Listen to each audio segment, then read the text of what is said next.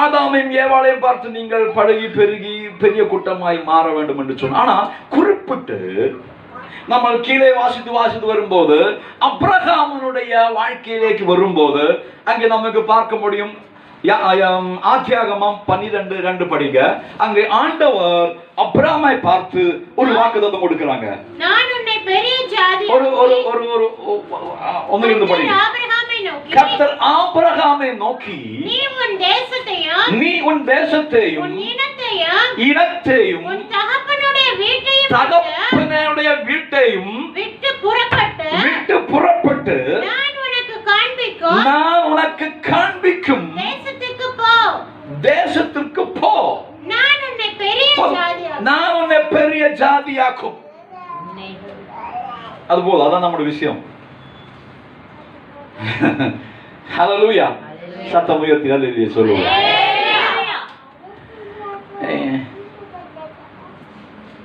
வாக்குத்தத்தம் சொல்லுங்க இல்லையா, அது யாரால தான் பெற்றுக்கொள்ள முடியும்?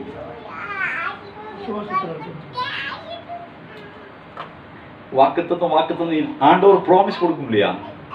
ப்ராமிஸ். இந்த ப்ராமிஸ் யாரால தான் பெற்றுக்கொள்ள முடியும்?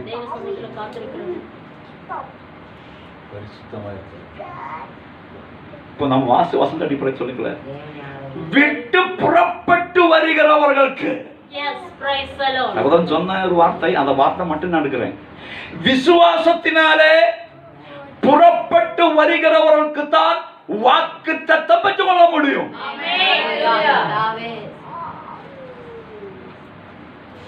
ஆமென். ஆனா இது கடல் தான். இங்கதான் எங்களுக்கு பிரச்சனை. இந்த ஜலத்தை பார்த்து நாங்கள் பயந்துட்டோம்.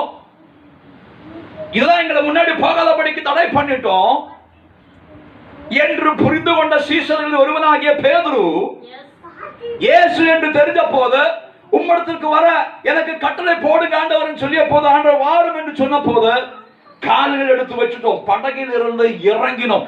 அவங்களுக்கு தான் கர்த்தருடைய செயல்களை பார்க்க முடியும். இங்கே அப்ரகாம் ஒரு வார்த்தை மட்டும் கேட்டு யாத்திரை புறப்பட்டோம். விசுவாசத்தினாலே கால்களை வைத்துட்டோம். அங்க சொல்லப்பட்டிருக்கிறது தெரியுமா? அவன் எந்தெந்த காரியம் விட்டுட்டோம்? ஒன்னாவசனம், உன் தேசத்தையும் இனத்தையும் உன் தகப்பனுடைய வீட்டையும் விட்டு புறப்பட்டு. அதுபடி சொத்து கொடுக்க முடியும். தகப்பனுடைய சொத்து யாருக்கு தான் வரணும்? அது விடலாம், இது விடலாம், மாமியார் வீடு விடலாம், மாமனார் வீடு எனக்கு வேண்டாம், அந்த என்னுடைய அப்பாவோட இது விட முடியுமா? அது எனக்கு. ஓ, நீங்க இங்க இல்ல. இன்னைக்கு நிறைய பிரச்சனை தான், சொத்து பிரச்சனை தானே. உங்களுக்காக ஸ்தோத்திரம். உங்களுக்கு சொத்து இல்லாததுனாலே. ஹல்லேலூயா. Price God.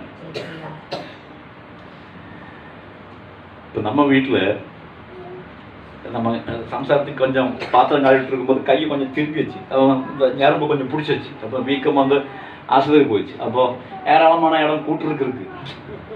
இப்போ அங்கே காற்று அடிக்கிறதுனாலே பக்கமெல்லாம் மரம் இருக்குன்னா எல்லா இலையும் நம்ம இங்கே தான் வருது. காலையில் காலையில் தடவை, சாயங்காலம் 2 தடவை கூட்டுவாங்க. இப்போ கையே முடியாததுனால இப்போ நான் தான் கூட்டிட்டு இருக்கிறேன். எனக்கு எரிச்சல் வந்துட்டு கூட்டுறோம் இல்லையா? கூட்டம்னா 1 சென்டர் 2 சென்டர் இவ்வளோ இடம் இருக்கு இல்லையா? அது கூட்டுறோம் இல்லையா? நான் சொல்லிச்சு, ஓ ஒரு ஒரு ஒரு ஒரு கொஞ்சம் இடத்த வச்சு மீதற்குள்ள வித்து போடுங்க. தேவையை நம்ம கூட்டி நம்ம ஒரு வழிக்காய் போச்சு. பாவம், அவங்களெல்லாம் நம்ம பாராட்ட வேண்டியது இல்லையா? சமைக்கணும், இது கூட்டணும். அப்ப நானும் கோபத்தை சொன்னேன், இருக்கிறது கொஞ்சம் இடம் போகுது, சும்மா தேவையில்லாம அது விட்டு. அப்போ இங்கதான் இருக்கிறீங்களோ? சத்தமாக தேவையில்லை சொல்லுங்க. இப்ப கொஞ்சம் பேர் ஆனதுன்னா இன்னைக்கு கவனம் பயங்கரமாய் போகும் உங்க மேலே. ஆனா கண்டுபிடிச்சிருவாங்க, நீங்க இங்க இருக்க இல்லைன்றதை கண்டுபிடிச்சிருவோம்.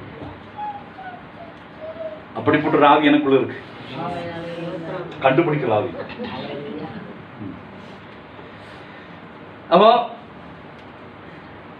ஆபிரகாம் இனத்தை ஜாதி தகப்பனுடைய வீடை விட்டு கர்த்தர் காமிக்கிற இடத்திற்கு புறப்பட போக வேண்டும் என்று வார்த்தை வந்த உடனே அவன் கால்கள் வைத்த போது 2ஆம் வசனம் சொல்லுகிறது என்னவென்றால், நான் உன்னை பெரிய ஜாதியாக்குவேன். ஓ பாருங்க, புறப்பட ஆயத்தமானவனுக்கு தான் வாக்குத்தத்தம் இருக்கிறது. அவர்தான் ஆண்டவர் பெரிய ஜாதியாக்குவேன்.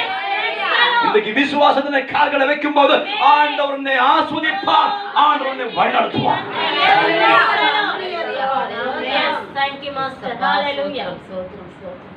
ஹல்லேலூயா, ஹல்லேலூயா.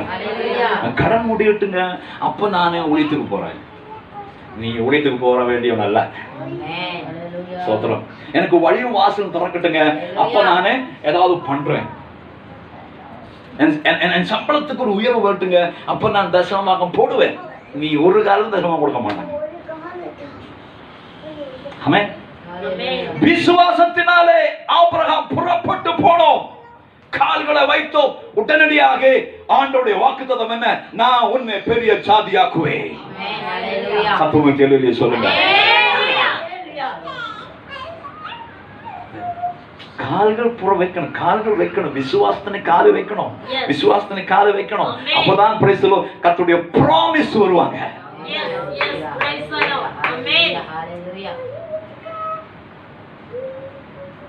ஹல்லேலூயா.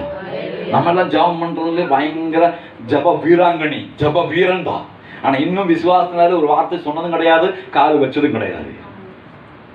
உட்கார்ந்தா அங்க உட்கார்ந்து மணி நேரம். ஓ நீங்க இங்க இல்லைங்களா?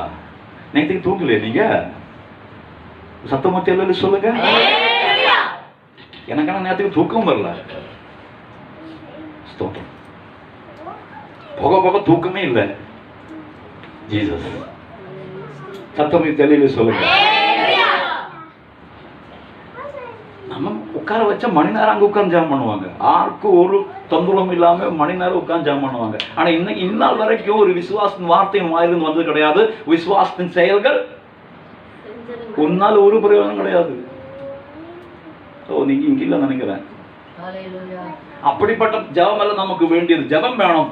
விசுவாசத்தினாலே கால்கள் வைக்கும் போது ஆண்டவர் சொல்றாங்க, நான் உன்னை பெரிய ஜாதியாக்குவேன்.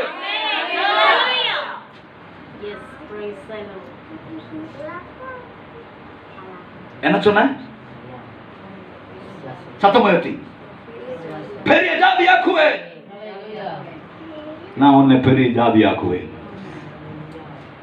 அதுக்கப்புறம் அது அது நம்ம கேட்க நம்ம பெரிய ஜாதியாக்குவேன். வருஷத்தினை தாண்டியாச்சு. இப்போ 2 பேர் மட்டும் தான் இருக்கிறாங்க, புருஷனும் பொண்டாட்டி. வாக்குத்தத்தம் என்ன? பெரிய ஜாதியாக்குவேன். அப்ப ஆபிரகாமுக்கு ஆண்டவர் ஒரு ப்ராமிஸ் கொடுத்தோம். என்ன? நான் உன்னை பெரிய ஜாதியாக்குவேன். அவனுக்கு ஒரு சந்ததி பிறந்தது. அவன் பேர் என்ன?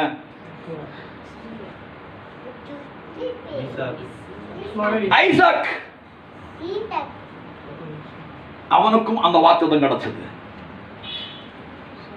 வாக்குத்தத்தம் கிடைச்ச அவனுடைய மனைவி எப்படி இருந்தாங்க? மலடியா இருந்தாங்க.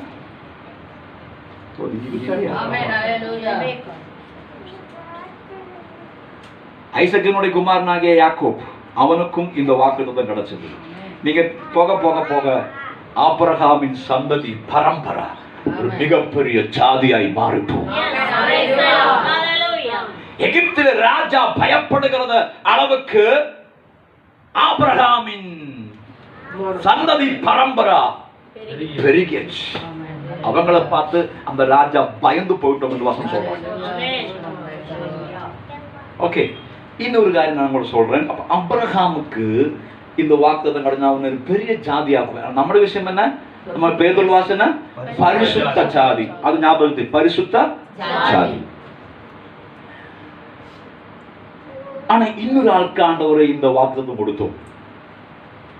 அது யாருக்கும் தெரியுமா? வாசிங்கள் நீங்கள். எனக்கு அது வாசனை வாசித்து ரொம்ப என்னை கொஞ்சம் பலப்படுத்தினோம். யாத்ராகமம் 32:10 படிங்க. யாத்ராகமம் 32:10. ஆகையால் என் கோபம் இவர்கள் மேல் மூளவும் நான் இவர்களை அழித்து போடவும் நீ என்னை விட்டுவிடு. உன்னை ஒரு பெரிய ஜாதியாக்குவேன். ஒரு பெரிய ஜாதியாக்குவேன். யார் எடுத்து சொன்னாங்க? கர்த்தர் மோசேயிடத்து சொன்னது. அதனுடைய பின்னணி என்ன? பேக்ரவுண்ட். இஸ்ரவேல் ஜனங்கள் பாவம் செய்யப்படுகிறார்கள். கன்றுக்குட்டியை விக்கிரகத்தை உண்டு பண்ணி அங்க பெரிய ஒரு பிரச்சனை உருவாயிடுச்சு. அதனுடைய அடிப்படையில ஆண்டவருக்கு எரிச்சல் வந்து அந்த எரிச்சலை அடங்கும்படிக்கு திறப்பிலே ஒருவன் நின்னோம். அவன் பேர் தான் மோசே. ஓகே, மோசே. ஆண்டவருக்கு இந்த இந்த இந்த இந்த பாவத்தை பார்த்த போது நீங்க கொஞ்சம் ஆண்டோட மனதை பாருங்க. அவளை எவ்வளவு வேதனைப்பட்டு இருக்கிறாங்க இல்லையா? அவர் சொன்ன வார்த்தை என்ன? இதுதான் உங்களை எகிப்திலிருந்து கொண்டு வந்த தெய்வம் என்று சொல்லி அந்த காளக்குட்டி கன்றுக்குட்டியை ஆராதிக்கிறாங்க. அப்ப ஆண்டவருக்கு எவ்வளவு வேதனை இருக்கும்.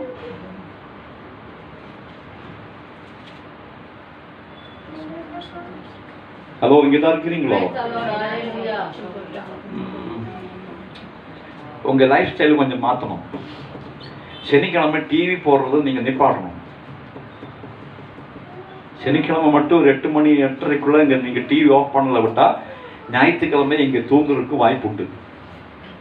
இல்லைங்கிட்ட 8:30 மணி 9 மணி ஆகும்போது உங்க பிள்ளைகள் இருந்து செல்போன் வாங்கி வச்சிடணும்.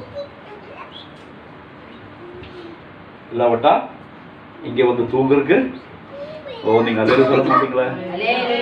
நாம வேற யாரும் சொல்லி கொடுப்பாங்க? Please listen. ஆமென்.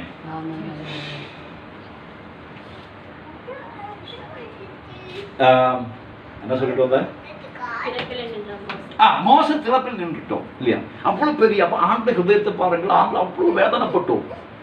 அப்ப ஆண்டவருக்கு அவ்வளவு எரிச்சல் வந்த போது அந்த எரிச்சலை அடங்கும்படிக்கு தேவனுக்கு முன்பாக திறப்பில் நின்றவன் தான் யாரு? மோசே. அந்த திறப்பில் இப்ப நிக்கிறாங்க. ஆண்டவரே விடுங்க, பண்ணக்கூடாது ஆண்டவரே, பண்ணக்கூடாது ஆண்டவரே, அவங்களை மன்னியம் ஆண்டவர், மன்னியம் ஆண்டவர் சொல்லி யாரும் ஜெபம் பண்றாங்க? மோசே. அப்ப மோசே ஜெபம் பண்ணும் போது மோசே கிட்ட ஆண்டவர் சொல்றாங்க என்ன? ஆகையால் என் கோபம் இவர்கள் மேல் மூலமும் நான் இவர்களை அழித்து போடவும் நீ என்னை விட்டுவிடு. ஒரு மனுஷன் ஆண்டவரை பிடிச்சிருக்காங்க. ஆண்டவரே வேண்டாம், ஆண்டவரே வேண்டாம், ஆண்டவரே அவர் அழிக்காதீங்க, ஆண்டவரே முடிக்காதீங்க, ஆண்டவரே உங்களோட கோபம் அவர் மேல இறங்கி வராதையும் என்று சொல்லி மோசே கண்ணீரோடு கசப்போடு தேவ சமூகத்தில் அழுது கொண்டிருக்கையில் ஆண்டவர் சொல்றாங்க, உன்னை நான் இவங்களை அழித்து போடுவேன், உன்னை நான் ஒரு பெரிய ஜாதியாக்குவேன். இல்லையா? படிங்க படிங்க. அடுத்து மோசே தன் தேவனாகிய கர்த்தரை நோக்கி, தேவரீர் மகா பலத்தினாலும் வல்லமையுள்ள கையினாலும் எகிப்து தேசத்திலிருந்து புறப்பட பண்ணின உம்முடைய ஜனங்களுக்கு விரோதமாக உம்முடைய கோபம் பற்றி எரிவது என்ன? மலைகளிலும் வீட்டு போய் வாசிங்க. மோசத்தில் ஆண்டவர் சொன்னோம், நான் இவங்களை அழித்து போடுவேன், உன்னை பெரிய ஜாதியாக்குவேன். இப்ப மோசைக்கு போது நானா நினைச்சுங்களேன், சோத்திரம் ஆண்டவரே, ரத்தம் ஜெயம், எனக்கு பதில் வந்தன, எனக்கு பதில் வந்தன இல்லையா? என்ன இவங்களை எல்லாம் அழிச்சு போட்டு எந்த தேவன் என்ன பண்றாங்க? நிறைய பேர் இங்க நினைக்கிறேன். மோசைக்கு பதிலா நானும் தெரியுமா, நான் ரத்தஞ்சேன்னு சொல்லி ஒரு நல்ல பாட்டு பாடி கர்த்தரை ஆராய்ச்சிருப்பாங்க. என்ன தெரியுமா? ஆண்டவரே அவங்களை அழிச்சு போடுங்க, என்ன பெரிய ஜாதி ஆக்குங்க. அதனால நம்ம ஜெபிச்சு சொல்றேன், அடிக்கடி சகன் சொல்லுவேன், ஆண்டவர் என்ன மட்டும் ஆசீர்வதிங்க, மீதி எல்லாத்தையும் என் காது நாள் காட்டாச்சு, என்ன மட்டும் என் குடும்பத்தை மட்டும் ஆசீர்வதிங்க, மீதி எல்லாத்தையும் நான் சொல்ல மாட்டோம். மோசைக்கு இந்த வாக்குத்தத்தம் கிடைச்ச போது மோசே தெரியுமா, ஸ்தோத்திரம் ஆண்டவரே உமக்கு நன்றி. அவங்களை அழிச்சு போடுங்க, என்ன பெரிய ஜாதியாக்குங்க. அதோ இங்கதான் இருக்கிறீங்களோ, சத்தம் உயர்த்தி அல்லேலூயா சொல்லுங்க. ஆனா மோசே அவனுடைய காலை பிடிச்சு சொல்றாங்க, அவருடைய காலில் பிடிச்சு சொல்றாங்க, வேண்டாப்பா, என்ன பெரிய ஜாதியாக்க கூடாது. அவங்கதான் அழைக்கப்பட்டா, அவங்கதான் உம்முடைய சந்ததி, அவங்கதான் என்னை பெரிய ஜாதியாக்க கூடாது ஆண்டவரே. ஆபிரகாமின் சந்ததியை பெரிய ஜாதியாக்குவேன் என்று சொன்னா அந்த வாக்குத்தத்தம் ஆண்டவர் சொல்லியாச்சு, உன்னை பெரிய ஜாதியாக்குவேன். ஆனா மோசே சொல்லிமா, நான் இல்ல, அவங்களை ஆசீர்வதிங்க ஆண்டவரே, அவங்களை பெருக பண்ணும் ஆண்டவரே. ஓ, நீங்க மோசேயுடைய அந்த அந்த அந்த அந்த அந்த எண்ணத்தை பாருங்க. ஆண்டவர் சொல்லியாச்சு, நான் உன்னை பெரிய ஜாதியாக்குவேன். அவங்கதான். ஓ, மோசே நீங்க பாருங்க. நானா அதுக்கு பதில் நம்மளா இருந்தாங்க மெசேஜே சொல்லிட்டு இருப்பாங்க இல்லையா, தேங்க்யூ ஜீசஸ், ஜபத்துக்கு பதில் சொல்லி சாட்சி சொல்லிடுவாங்க. மோச அப்படி சொல்லல, என்ன பெரிய ஜாதியாக்க வேண்டாண்டவரே, அவங்க தான் அழைக்கப்பட்டவங்க, நாங்க தான் அவங்களை நீ ஆபிரகாமுக்கு கட்டளையிட்டபடி அவங்களை பெரிய ஜாதியாக்குவேன் என்று சொல்லியிருக்கிறபடி அவங்க அழிக்காதையும் என்ன விட்டு விட. ஓ, அப்படிப்பட்ட ஊழியக்காரருக்காய் கர்த்தருக்கு நன்றி செலுத்துகிறேன். ஹல்லேலூயா, ஹல்லேலூயா. இதை விட்டு மோசடி சொல்லியிருக்கிறோம், ஓகே ஆண்டவரே என்ன பெரிய ஜாதியாக்குங்க, ஐ ஆம் ரெடி சொல்லல. அவனுடைய காலை எப்படி சொல்றாங்க, என்ன இல்லை ஆண்டவரே, இஸ்ரவேலர், அவர் தான் நீ தெரிந்து கொள்ளப்பட்ட சந்ததி, அவங்க தகப்பனாகிய ஆபிரகாமுக்கு நீ கட்டளை போட்டிருக்கிறோம், பிராமிஸ் கொடுத்திருக்கிறோம், உன்னை நான் பெரிய ஜாதியாக்குவேன். அப்படி இருக்க என்ன பெரிய ஜாதியாக்கி என்ன பலன் ஆண்டவரே. ஹல்லேலூயா. நம்ம ஜபத்துக்கு கொஞ்சம் வித்தியாசம் இருக்குங்க. நமக்கு அப்படி ஜெபிக்கலாம், ஆண்டவரே அவங்களை ஆசீர்வதிங்க. நீங்க ஒரு மாதிரி உட்கார்ந்துட்டு இருக்கிறேன். இன்னைக்கு நம்முடைய ஜபத்துடைய அந்த ஸ்டைல் மாத்தலாமா? என்ன இல்ல, அவங்களை ஆசீர்வதிங்க ஆண்டவரே, அவங்களை உயர்த்துங்க ஆண்டவரே, அவங்களை விடுவீங்க ஆண்டவரே, அவங்கள கண்ணீரை துடைங்க ஆண்டவரே.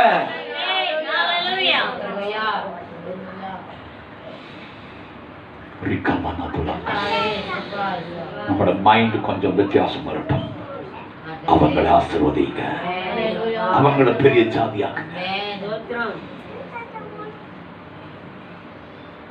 ஹல்லேலூயா, ஹல்லேலூயா, ஹல்லேலூயா, ஹல்லேலூயா. மோசே, ஓ எனக்கு அந்த மோசே, நான் அந்த அந்த சுபாவத்தை நான் எடுத்துட்டோம் பாருங்க. ஆண்டவர் சொல்லி நான் உன்னை பெரிய ஜாதியாக்குன்னு சொல்லிய போது அவங்க ஓகே. அப்ப மோசைக்கும் ஆண்டவர் இது கொடுத்தப்போ மோசம் வேணாம் சொல்லிட்டாங்க. அவங்க தான் ஆண்டவர், நான் பெரிய ஜாதியா இருக்கு, என்ன இருக்கு என்ன மாத்திரம். இனி நீங்க பாருங்க, இப்படி அபிரகாமுக்கு வாக்குத்தத்தம் கொடுத்து நான் உன்னை பெரிய ஜாதியாக்குவேன். இனி நீங்க வாசிக்க வேண்டியது யாத்ராகமம் 19ஆம் அதிகாரம் 6வது வசனத்தை படிங்க. யாத்ராகமம் 19:6. சில வசனங்கள் டக்கு படிக்க வேண்டியது உண்டு. 19. அங்கே மோசே மூலமாக கர்த்தருடைய வார்த்தை வருகிறது என்னவென்றால், நீங்கள் எனக்கு இஸ்ரவேலரே, நீங்க எனக்கு ஆசாரிய ராஜ்யமும் பரிசுத்த ஜாதியுமாய், பரிசுத்த ஜாதியுமாய் இருப்பீர்கள் என்று. ஹல்லேலூயா. அங்க என்ன சொன்னோம்? அபிரகாமுக்கு உன்னை நான் பெரிய ஜாதியாக்குவேன். ரைட்? நீங்க இங்க இல்ல, எங்க கூட வந்தா இந்த விஷயம் புரிந்து கொள்ள முடியும். ஆபிரகாம் என்று சொன்னோம், நான் உன்னை பெரிய ஜாதியாக்குவேன். இங்கே மோசே மூலமா கர்த்தருடைய வசனம் வருகிறது என்னவென்றால், பரிசுத்த ஜாதியாக்குவேன். Holy nation. உங்களை நான் பரிசுத்த ஜாதியாக்குவேன். அபிரகாம் தாண்டியாச்சு, யாக்கோபு, ஈசாக்கு இதெல்லாம் தாண்டி தாண்டி தாண்டி வந்து அவங்க எகிப்துக்கு போனவங்க, அவங்க பெருகிட்டோம், பெரிய பலத்த ஜாதியாய் மாறிட்டோம். பலத்த ஜாதியாய் மாறின இஸ்ரவேல் பிள்ளைகள் எகிப்து தேசத்திலிருந்து விடுதலையாகி ஹல்லேலூயா அவங்கள் செங்கடலை தாண்டி செங்கடலை தாண்டினாங்க இல்லையா? செங்கடலை தாண்டி செங்கடல் அவங்களுக்கு தடையாக இருந்தோம்.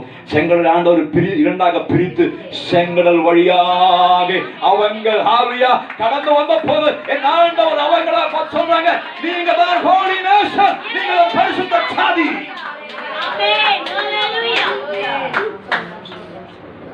அதனுடைய அர்த்தம் என்ன? கர்த்தருக்கு பரிசுத்தமாய் இருக்க வேண்டியவர் ரட்சிக்கப்பட்டு ஞான ஸ்நானம் எடுத்தவங்க தான். அது கூட மறந்து விடாதீங்க. இந்த செங்கடலை தாண்டி அந்த தண்ணீருக்குள் மூழ்கி தண்ணீர் வழியாக 1 கொரிந்தியர் சொல்லப்பட்டிருக்கு இல்லையா? சொல்லப்பட்டிருக்கு. தண்ணீர் வழியாக கடந்து வந்தா இஸ்ரவேல் பிள்ளைகளை பார்த்து கர்த்தர் சொல்றாங்க, you are the holy nation, நீங்க தான் பரிசுத்த ஜாதி. ஹல்லேலூயா. ஆசாரிய கூட்டமும் பரிசுத்த ஜாதியுமாய் இருப்பேன். ஹல்லேலூயா. பரிசுத்த அவ ஆண்டவருக்கு பரிசுத்த ஜாதியாயா இருந்தா ஆராயிருந்தாங்க. செங்கடல் தாண்டி வந்தா ஆபிரகாமின் சந்ததி பரம்பரை ஆகிய இஸ்ரவேலருக்கு தான் பரிசுத்த ஜாதி என்று சொல்லப்பட்டிருக்கிறது.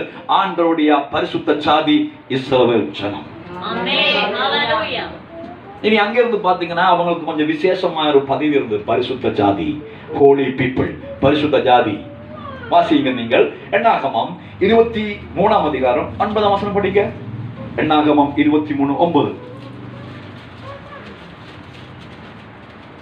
கண்மலை உச்சியிலிருந்து நான் அவனை கண்டு குன்றுகளில் இருந்து அவனை பார்க்கிறேன். அந்த ஜனங்கள் எந்த ஜனங்கள்? இஸ்ரவேல் ஜனங்கள். அப்ப சபிக்க வந்திருக்கிறாங்க யாரு?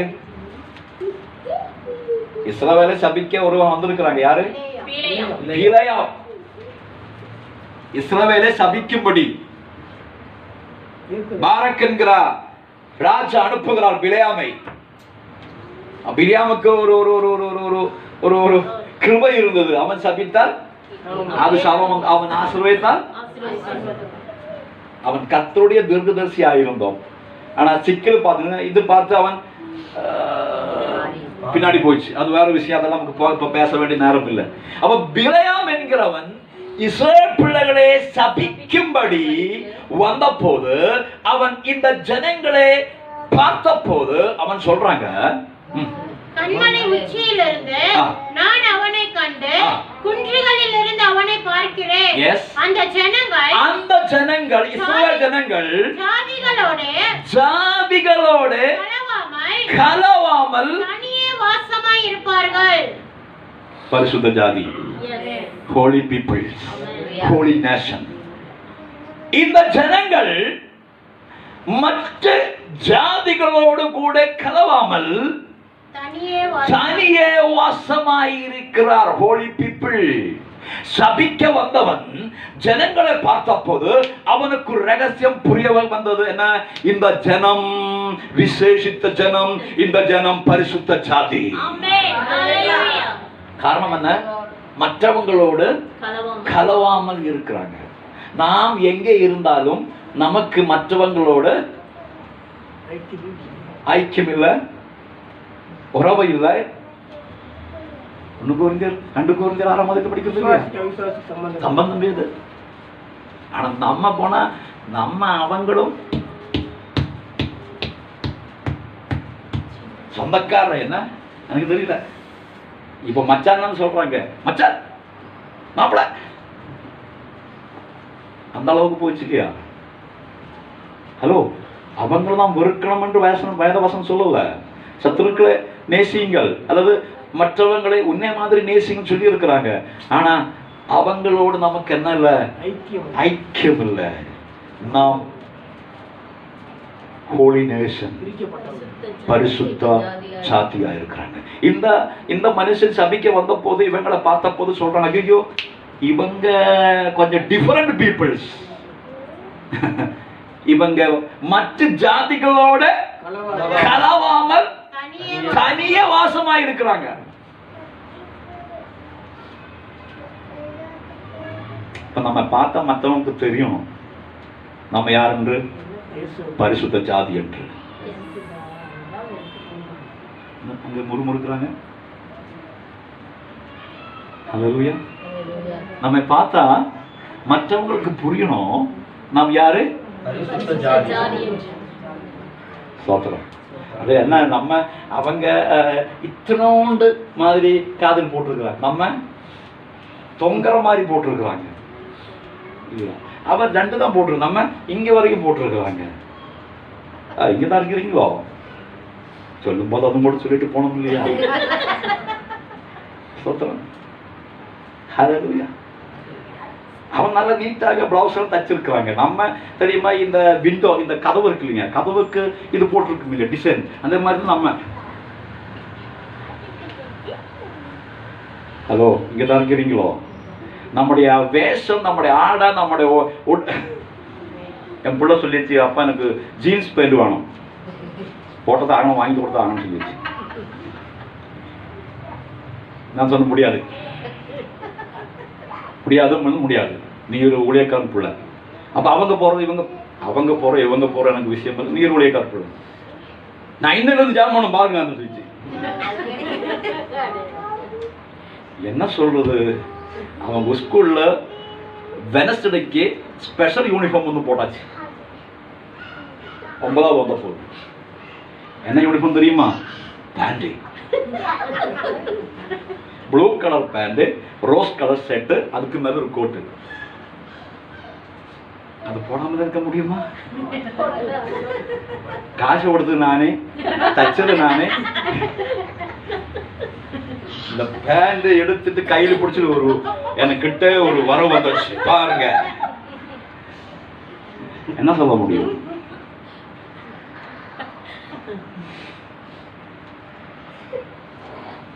நம்மை பார்த்தா you are a holy people. Hallelujah. Maximum இது கம்மி பண்ணுங்க, சரிங்க? இதை விட அது ஆடம்பரமாகும். ஆடம்பரம் கர்த்தருக்கு பிடிக்காது. அது நான் அடிச்சு பேசுவேன்.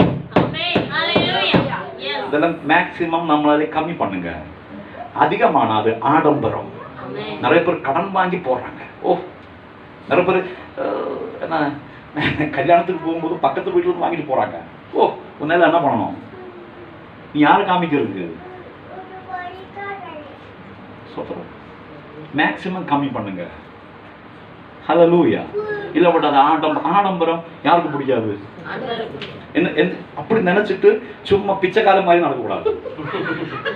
எனக்கு ஆடம்பரம் கிடையாது, ஒண்ணும் கிடையாதுன்னு சொல்லிட்டு எப்படி நடக்கக்கூடாது? புரிஞ்சாச்சுங்களா? அந்த மேட்ச் நான் முடிக்கிறேன். இனி வரும்போது பேசும்போது நம்ம பேசிக்கலாம். அப்போ இந்த இந்த இந்த இந்த பிலேயாம் என்கிறவன் சபிக்க வந்த போது, இந்த ஜனங்களை பார்த்த போது, இந்த ஜனம் ஒரு விசேஷித்த ஜாதியா இருக்கிறாங்க. ஜாதிகளோடு கூட கலவாமல் தனியே வாசமா இருக்கிறவா. நான் இனி டைம் கிடைச்சா நான் ஒரு குடும்பத்தை பத்தி பேசுறேன். பைபிள் ஒரு குடும்பம் இருக்கு, அந்த குடும்பத்தை பத்தி பேசுறேன். அவங்களோட வாழ்க்கை இருக்கு இல்லையா, நீங்க படிக்கணும். நீங்கள் மிரண்டு போகும். அது நான் இன்னொரு வார்த்தை நான் சொல்றேன். அது இந்த விஷயத்தோடு சேர்த்து சொல்றேன். ஒரு குடும்பத்தை பத்தி பேசி பைபிள் அவங்க எப்படி இருந்தா என்று. சரி, ஓகே, நம்ம விஷயத்துக்குள்ள வரும், நேரமாச்சு. அப்போ இந்த இந்த இந்த இந்த தீர்க்கதரிசி சபிக்க வந்த போது இவன் பார்த்த ஜனம் எப்படிப்பட்ட ஜனம்? மற்ற ஜனங்களோடு கூட கலவாம. எதுக்கு வந்திருக்கிறாங்க? சபிக்க வந்திருக்கிறாங்க. இனி நீங்க வாசிக்க வேண்டிய 23 எண்ணாகமம் 23ஆம் அதிகாரம் 21ஆம் வசனத்திலிருந்து படிங்க. அவர் யாக்கோபிலே அக்கிரமத்தை காண்கிறதும் இல்லை, இஸ்ரவேலிலே குற்றம் பார்க்கிறதும் இல்லை. அவர்களுடைய தேவனாகிய கர்த்தர் இருக்கிறார். அவர்களோட இருக்கிறார். ராஜாவின் ஜெய கம்பீரம் அவர்களுக்குள்ளே இருக்கிறது. தேவன் அவர்களை எகிப்திலிருந்து புறப்பட பண்ணினார்கள். காண்டாமிருகத்துக்கு ஒத்த பலன் அவர்களுக்கு உண்டு. யாக்கோபுக்கு விரோதமாக மந்திரவாதம் இல்லை. இஸ்ரவேலுக்கு விரோதமாக குறி சொல்லுதலும் இல்லை. தேவன் என்னென்ன செய்தார் என்று கொஞ்ச காலத்திலே போதும். இவங்களை பார்த்த போது யாருக்கு புரிஞ்சிச்சு? புரிய வேண்டியவனுக்கு புரிஞ்சிச்சு. பரிசுத்தவான்களை யாருக்கு தெரியும் தெரியுமா? உங்களுக்கு தெரியாது, ஆனா பிசாசுக்கு நல்லா தெரியும். ஓ, நீங்க இங்க இல்ல. அபிஷேகம் பண்ணப்பட்டவனையும் பரிசுத்தமாய் வாழ்கிறவனையும் யாருக்கு நல்லா தெரியும்? சாத்தானுக்கு தெரியும். அதான் சாத்தான் சொல்றாங்க, எனக்கு பவுலே தெரியும், இயேசுவே தெரியும். தெரியாதா? ஆமா, நீங்க யாருங்க? எனக்கு பவுலே தெரியும், இயேசுவே தெரியும். பரிசுத்தமாய் வாழ்கிறவரே யாருக்கு தெரியும்? சாத்தானுக்கு தெரியும். நமக்கு தெரியாது. யாருக்கு தெரியும்? அப்ப தீர்க்கதரிசி வந்த தீர்க்கதரிசி எதுக்கு வந்த? சபிப்பதற்கான. சபிக்க முடியாமல் போயிடுச்சு. அவன் சொல்றாங்க, குறி சொல்லுதலும் மந்திரவாதமும் அங்கே போகாது. காரணம் அவங்க ஹோலி பீப்பிள். அவங்களுக்குள்ள குற்றம் இல்லை, அவங்களுக்குள்ள அசுத்தம் இல்லை, அவங்கள் பரிசுத்தமுள்ள ஜனம். அங்கே எந்த ஒரு வேலையும் ஆகாது.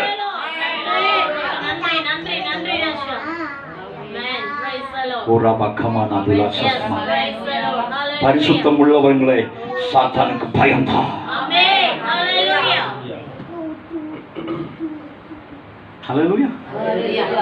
பரிசுத்தம் உள்ளவங்க யாரு பயப்படுவாங்க? சாத்தான் பயப்படுவாங்க. அங்கே எது வராது. குறி சொல்லுதலும் இல்லை, மந்திரவாதமும் இல்லை. காரணம், அவங்கள் விசேஷித்த ஜனமாய் இருக்கிறார், பரிசுத்த சாதியாய் இருக்கிறாங்க. அவங்களுக்கு என்ன இருக்கு? காண்டாமிருகத்தின் அவங்க கூடாரங்களில் கம்பீர சத்தம் உண்டு. அவங்க நடுவில் யார் வாசமாய் இருக்கிறாங்க? சேனைகளின் கர்த்தர் வாசமாய் இருக்கிறாங்க.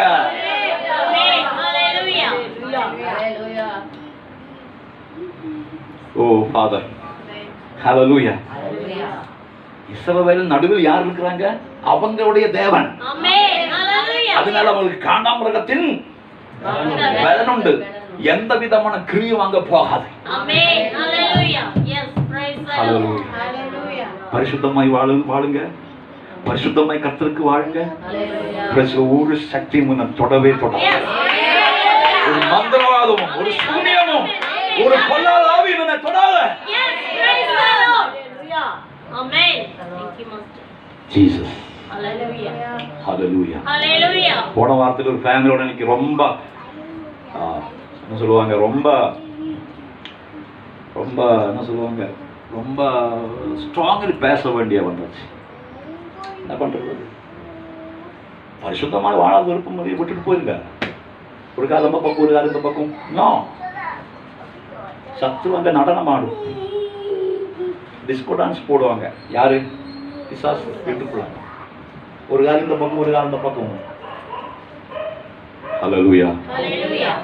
ஆமென். இஸ்ரவேலரை பார்த்தபோது சபிக்க வந்தோன்னு சொல்றாங்க. ஐயோ, இவங்களை சபிக்க முடியாது. இவங்க கர்த்தருடைய பிள்ளைகள், பரிசுத்தவான்கள். அவங்க மத்தியில் யார் இருக்கிறாங்க? பரிசுத்தமுள்ள தேவன் இருக்கிறாங்க. அங்கே குற்றம் இல்லை. காண்டாமிருகத்தின் வல்லமை அவங்களுக்கு இருக்கிறது.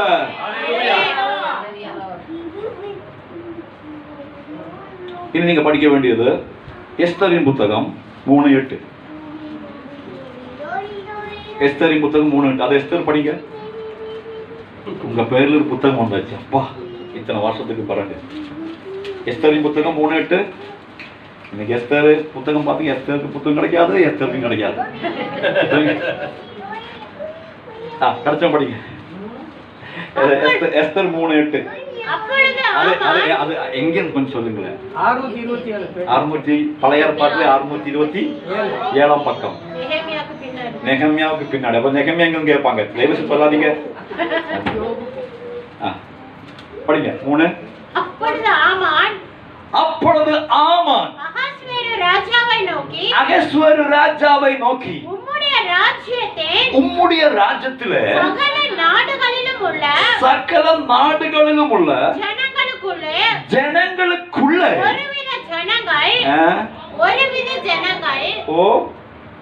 ஒருவித ஜனங்கள் சிதறுண்டு பரம்பி இருக்கிறார்கள். அவருடைய வழக்கங்கள் சகல ஜனங்களுடைய வழக்கங்களுக்குள்ளும் அவர்கள் ராஜாவின் சட்டங்களை கைக்கொள்ளுகிறதில்லை. ஆகையால் அவர்கள் இப்படி விட்டிருக்கிறது ராஜாவுக்கு நியாயம் அல்ல. ஆமா, நீங்க அந்த புத்தகத்தை வீட்டுல போய் வாசிங்க, அப்பதான் தெரியும். அதெல்லாம் பேசிட்டு வந்தா எனக்கு நேரம் இருக்காது. ஆமான் என்கிற மனுஷன் தன்னுடைய ராஜ்யத்தை பார்த்த போது, அவன் அந்த ராஜ்யத்துல மந்திரியா இருந்தோம். அப்போ இத்தனையும் ஜனங்கள் அங்க வந்திருக்கிறாங்க இல்லையா? தமிழ்நாட்டுல ஏராளமான ஆளுகள் மற்ற மாநிலங்களிலிருந்து வந்திருக்காங்க இல்லையா? ஹிந்திக்காரர் இருக்கு, பெங்காலி இருக்கு, ஒடிசாக்காரர் இருக்கு, அதுல நிறைய பேர் இருக்கிறாங்க இல்லையா? ஆமா, அப்புறம் கேரளக்காரர் இருக்கிறாங்க, அப்புறம் அது நிறைய பேர் இருக்கிறாங்க. அப்ப நிதி அமைச்சர், என்ன நிதி அமைச்சர் வச்சுங்க, அது ஒரு அமைச்சர். அவங்க இப்படி கண்ணோட்டம் பார்க்கும்போது பாருங்க, நம்ம தேசத்திலே நிறைய கூட்டம் வந்து இருக்கிறாங்க, அதுல ஒரு கூட்டம் கொஞ்சம் டேஞ்சரஸ். அதுல ஒரு கூட்டம் நிறைய ஆளுங்க வந்து இருக்கிறாங்க இல்லையா? அங்க இருந்து இங்க இருந்து எல்லாம் வந்திருக்கிறாங்க. ஆனா அதுல கொஞ்சம் டிஃபரெண்டான கொஞ்சம் பேரை பார்க்கிறேன். காரணம், அப்படி பார்க்க காரணம் என்ன? அவங்களுடைய வழக்கங்கள் வித்தியாசமா இருக்கு. ஓ, இங்க இல்ல. நீங்க இந்த ஆளு எப்படி கண்டுபிடிச்சத? இவங்களை எப்படி கண்டுபிடிச்சத? சொல்லுங்களே. வழக்க பழக்கங்களை கண்டுபிடிச்சிடும். அதன்படி சொல்றாங்க, இவங்க கொஞ்சம் வித்தியாசமான சாதி. அவங்க நம்மளோட ஒத்து போறதில்லை, நம்ம வழக்கங்களோடு ஒத்து போறதில்லை. இவங்களை இப்படி விட்ட ராஜா, உமக்கு ஆபத்து, அவங்களை அழிக்கணும். அது யாரையா? இஸ்ரவேல் ஜாதி, பரிசுத்த ஜாதி. இது നിങ്ങൾക്ക് புரியணுமா? அந்த சரித்திரம் பேசணும். சரித்திரம் பேசணும் எனக்கு இன்னைக்கு நேரம் இருக்காது. இந்த மனுஷன் பார்த்தா போதும், நம்ம ஊர்ல இப்ப இங்க உங்களுக்கு சொல்ற மாதிரி புரியுது. நான் சொல்றேன், விசுவாசபுரத்துல பாருங்க, இத்தனை பேர் இருக்கும்போது ஒரு கூட்டம் ஆளுகள் டிஃபரெண்டா இருக்கிறாங்க. அவங்களுடைய வழக்கங்கள் கொஞ்சம் வித்தியாசமா இருக்கு, அவங்களுடைய ஆராதனை வித்தியாசமா இருக்கு, ஜெபம் வித்தியாசமா இருக்கு, அவங்களுடைய லைஃப் ஸ்டைல் வித்தியாசமா இருக்கு, அவங்களோட சாப்பாடு ரீதி வித்தியாசமா இருக்கு. ஹல்லேலூயா. அவங்க என்ன பண்றது இல்ல, நம்முடைய ராஜாவினுடைய கட்டளையை கை கொள்ளுகிறதில்லை. அவங்களுக்கு ஒரு சட்டம் இருக்கு, அவங்களுக்கு ஒரு பிரமாணம் இருக்கு, அதுதான் அவங்க கை கொள்றாங்க. அது எந்த ஜாதி? பரிசுத்த ஜாதி, இஸ்ரவேலியர். அவங்களே அழிக்க வேண்டும் என்று கட்டளை போட வேண்டும் ஆண்டவர் ராஜா என்று சொல்லி இந்த மணி அப்புறம் தான் எஸ்தர்ல வருகிறது இல்லையா? அதெல்லாம் படிக்கிறாங்க நம்ம. அப்ப இந்த ஜாதியை எங்க போனாலும் கண்டுபிடிக்க முடியும். ஹலோ, எங்கதான் இருக்கிறீங்களோ? நம்ம தெரியுமா, அது கோபம் நம்ம கண்டுபிடிக்கவே கூடாது. ஹல்லேலூயா.